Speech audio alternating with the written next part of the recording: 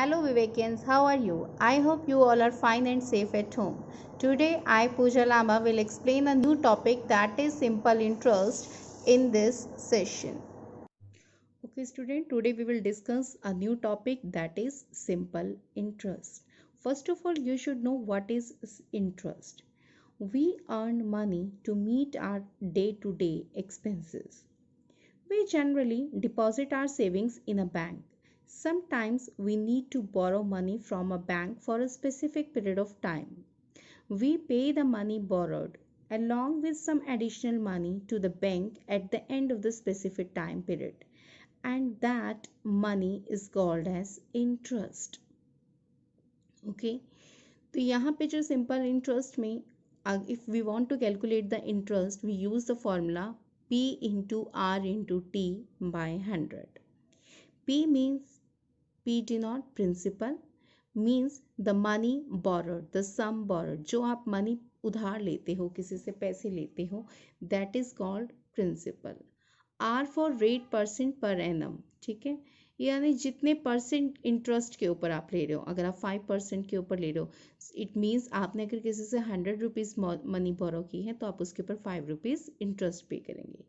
T for time, time means जितने time के लिए आप, यानी जितने टाइम बाद आप मनी रिटर्न कर दोगे.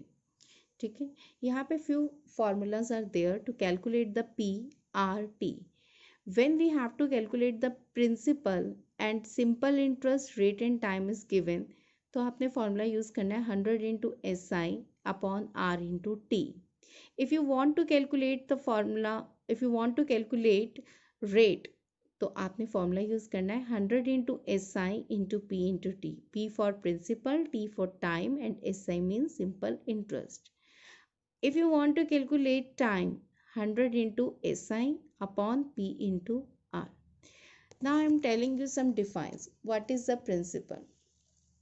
Principal means borrowed money is known as the principal or the sum. Principal को हम sum भी कहते हैं. ठीक है, यानी जो मनी आप किसी से बोरो करते हो, उधार लेते हो, कुछ टाइम बाद रिटर्न करने का वादा करते हो, तो that money is called principal. Interest means the extra amount paid by the borrower is known as the interest. यानी जो मनी आपने बोरो की है, अगर आपने सपोज किसी से 100 रुपीज़ लिए, ठीक है, अब देखो इस दुनिया में यहाँ पे कोई भी आपको बिना रीज़न के कोई आपको पैसे तो देगा नहीं. अगर आपने किसी से 100 रुपीज़ उधार लेते हो तो आप उसे कहोगे ना कि I will return this amount after the 1 year या after some specific time period. तो वो आपसे पूछेंगे कि why should I give this money to you. But if you say that कि I am taking 100 rupees and I will return the 120 rupees, that means that person will get 20 rupees extra amount. ठीक है, so of course that person is ready to give the money. तो यहाँ पे जो extra आप money देते हो उसको, यानी 100 रुपीज़ लिए लेकिन दे कितने रहे, रिटर्न कितना करेंगे हम, 120 या 150. तो जो एक्स्ट्रा हम 50 या 20 रुपीज़ दे रहे हैं, that is called interest. Rate. The interest for 1 year on ₹100 is called the rate percentage per annum. यानी एक साल के लिए, ठीक है, जो आप 100 रुपीज़ के ऊपर इंटरेस्ट पे कर रहे हो, that is called the rate percent. जिससे मैंने 5% दिया, तो 5% का मतलब हुआ कि 100 के ऊपर मैं 5 रुपीज़ एक साल का इंटरेस्ट पे करूँगी. Time, the period for which the money is borrowed is called the time period.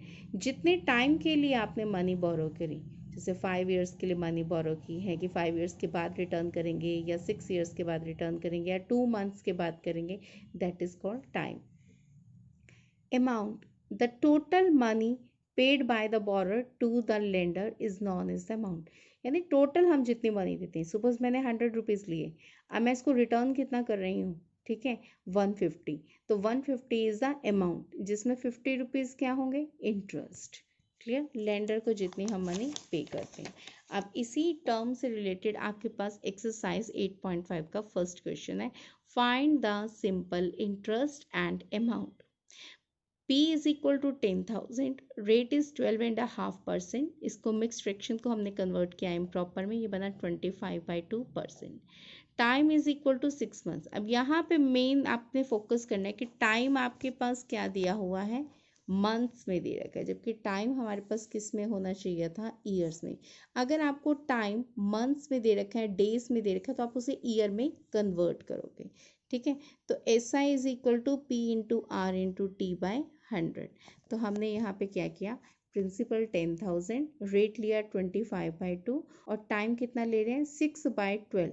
ये बाय में 12 क्यों आया, बाय में 12 इस वजह से आपके पास आया है क्योंकि आपके पास टाइम 6 मंथ्स थे, तो मंथ्स को ईयर में कन्वर्ट करने के लिए हमने क्या किया 6/12, क्योंकि 1 ईयर में 12 मंथ्स होते हैं।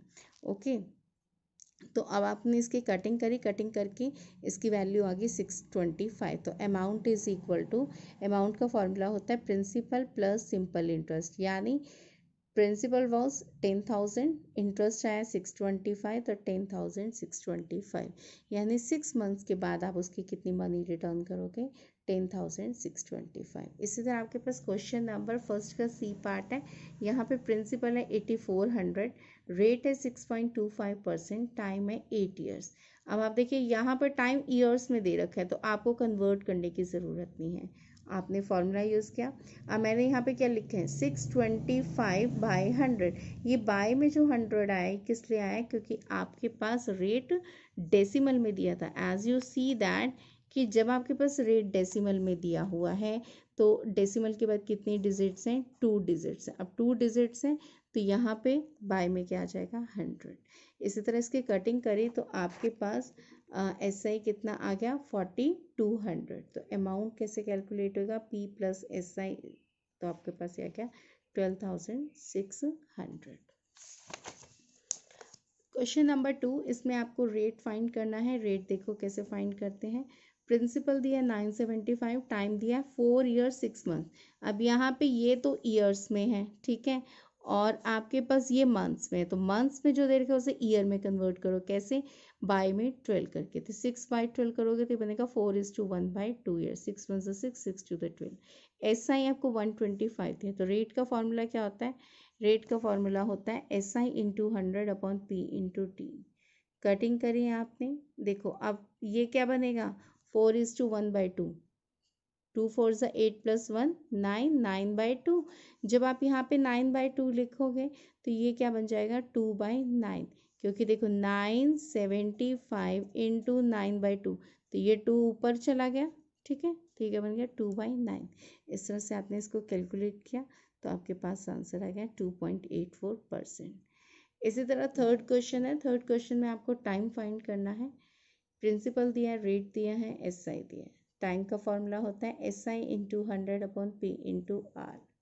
अब आप इसके यहाँ देखिए, आपके पास एस आई जो था वो था 450, ठीक है, into 100, 8500 is the principal, 6.25 rate था, इसका डेसिमल हटा 100 ऊपर आ गया, यानी ये जो 100 आपके पास आया ये किस लिए आया, क्योंकि डेसिमल के बाद 2 डिजिट थी इसलिए 100 आया। इसकी कटिंग करी, कटिंग करके आपके पास आ रहा है 0.847 मंथ्स, तो आप इसके अप्रॉक्स 9 मंथ्स या 10 मंथ्स भी ले सकते हो, ठीक है। तो ये आपके पास आंसर बनेगा 9 months. I hope these questions are clear to you.